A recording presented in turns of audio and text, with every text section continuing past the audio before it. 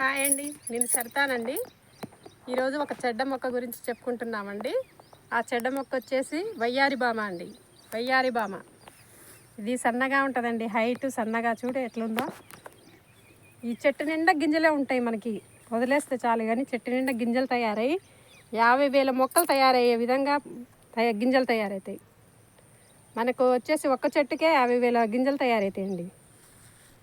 ఇది పంట నాశనం చేస్తుందండి. ఇది ఎంత ప్లానింగ్తో మనం దీన్ని నాశనం చేస్తే అంత మంచిది మన రైతులకి.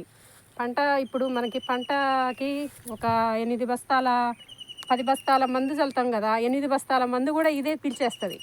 మనకి పంటకు వచ్చేసి ఒక 2 బస్తాలే మన పంటకు పట్టిద్దండి. మిగతాది మొత్తం ఇదే తింటుంది మందుని.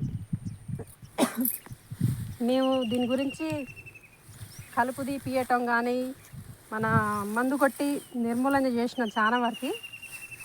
80% పోయిందండి. ఇంకా 20% ఉంటుంది. 80% పోగా 20% ఉంది.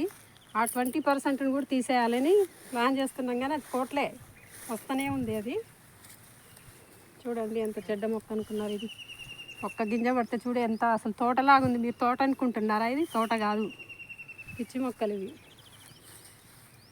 చూడండి తోటలాగా తయారైపోయింది.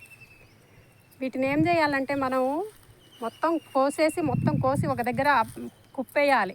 మొత్తం పీకి మొత్తం ఏర్లతో సహా పీకి కుప్పేసి ఆ కుప్పని మనం కాల్చేసి అది మళ్ళీ ఆ బూడిద కూడా ఆ పొలంలో ఉంచకూడదు. తీసేసి మళ్ళీ బయటలో ఎత్తిపోయాలి. లేకపోతే ఆ పొలంలో కాల్చిన కాడ అది మనకి పంట కూడా పండదాడ. అట్లుంటుందండి దీన్ని ప్రభావం. మీరు ఇట్లా వదిలేయమాకండి.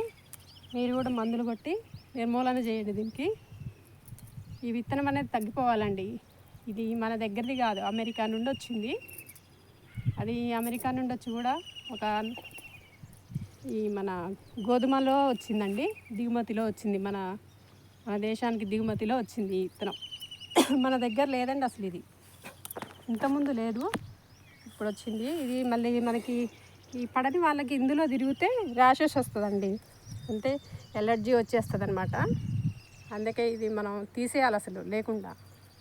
దీనివల్ల నష్టాలు చాలా ఉన్నాయి. మేము కూడా చాలా వరకు తీసేసినాం. మా చేలో అసలు ఎక్కడో తక్కువ అండి.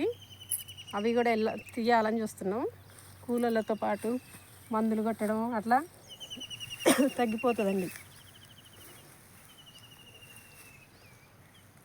మీ చేలల్లో ఉన్నాయండి? ఉంటే ఇవి మాత్రం ఖచ్చితంగా లేకుండా చేసుకోండి. పంట నష్టం ఉంటుంది. ఈ ఉన్న చోట ఖాత కూడా ఉండదు మనకి పంటకి. ఇప్పుడు ఏ పంట అయినా సరే అక్కడ చాలా తక్కువ పంట, దిగుబడి చాలా చాలా తక్కువ ఉంటుంది. అందుకే మీరు ఇది లేకుండా చేసుకోండి. ఓకేనా అండి? ప్రతి ఒక్కరు చూడాలి ఈ వీడియోని.